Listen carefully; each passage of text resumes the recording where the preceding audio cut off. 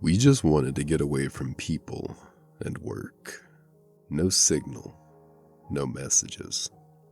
Just a tent of fire and peace.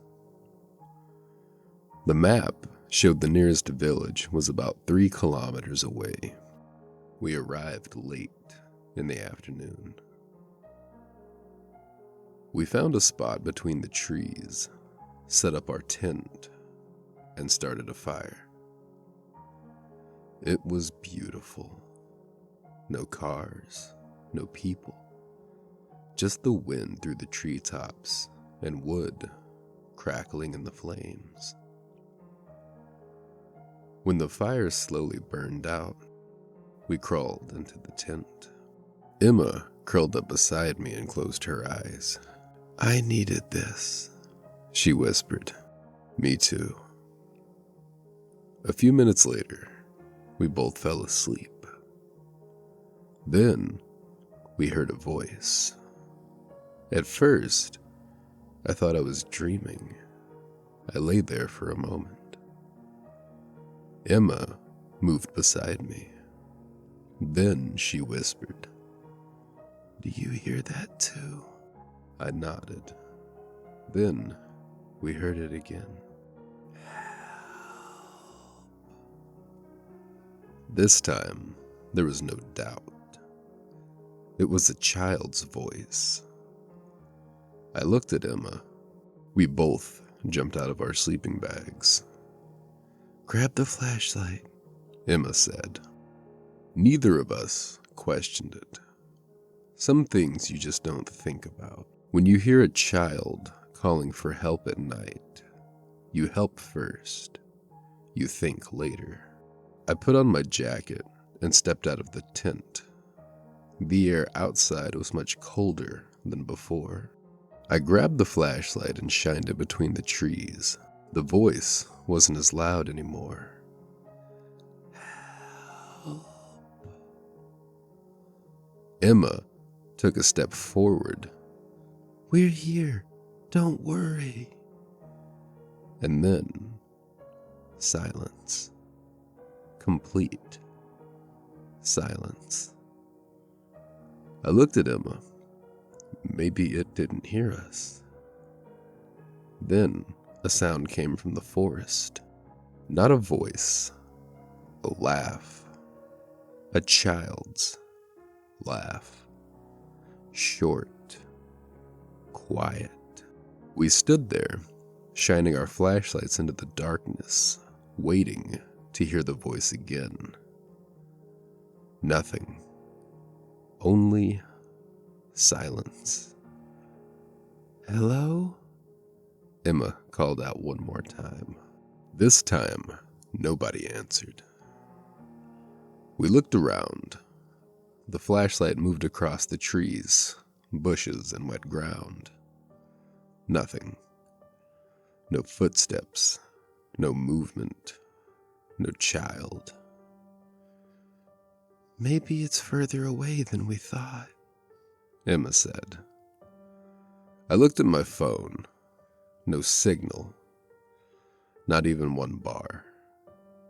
"We should go back," I said. Emma looked at me. "We're just going to leave it there?" "No, we're going to the village." It was the only reasonable plan. If there was a lost child, we needed help from people who knew the forest. We packed only what we needed and headed back toward the car. The walk to the village barely took 20 minutes, but neither of us said much.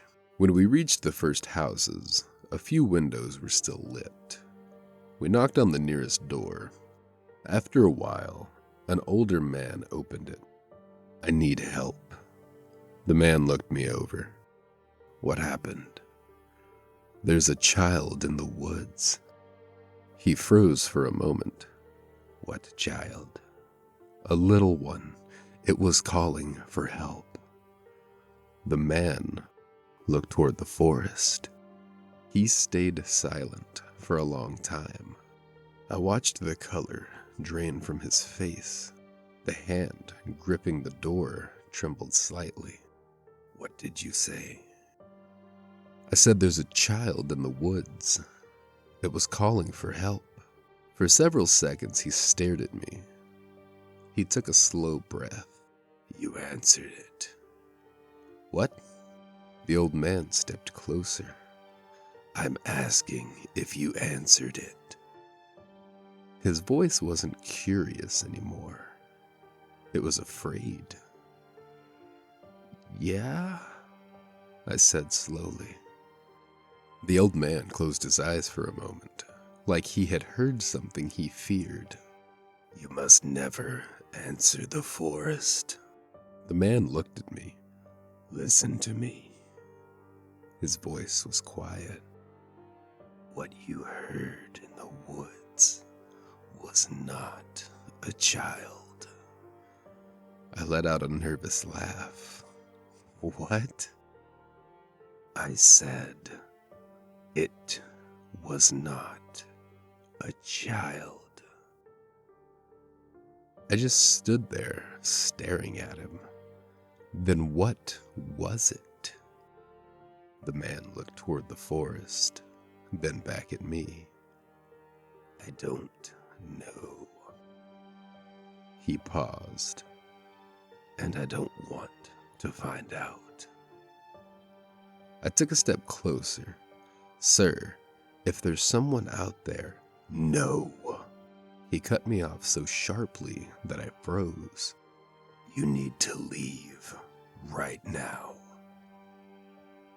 "I'm going to the police," I said. The old man didn't say anything. He just slowly closed the door. I turned toward Emma. "Okay," I said. "We're going to the police." Emma nodded. "Yeah, we should tell them everything. We need help." We walked toward the car, side by side. When we reached it, I pulled out my keys and unlocked the door. "Come on." I opened the driver's side door, and then I stopped because Emma didn't answer. Slowly, I turned around. "Emma?" Nothing. She had been standing there just a second ago. She was right behind me. I heard her footsteps. I heard her voice, but now she was gone. I looked around. An empty road. Empty houses. Nobody. "Emma?"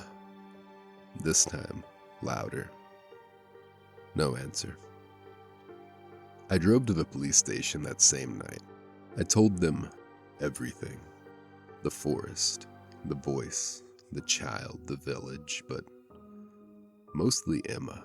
They kept asking the same questions. Where had I last seen her? What was she wearing? Had we argued? Could she have left on her own? But I knew one thing. She didn't leave. She was beside me, and then she wasn't.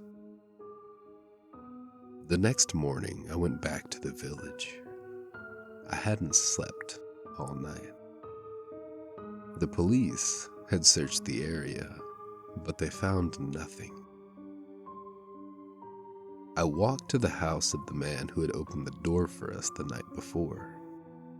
I knocked. After a while, the door opened. The old man looked at me. He recognized me. "You..." "I need to ask you something." The man waited silently. "My girlfriend disappeared yesterday after we left your house." His expression slowly changed. Then he shook his head. "Son..." A cold feeling spread through me. "What?" The man looked toward the forest. "Yesterday, you came to my door alone."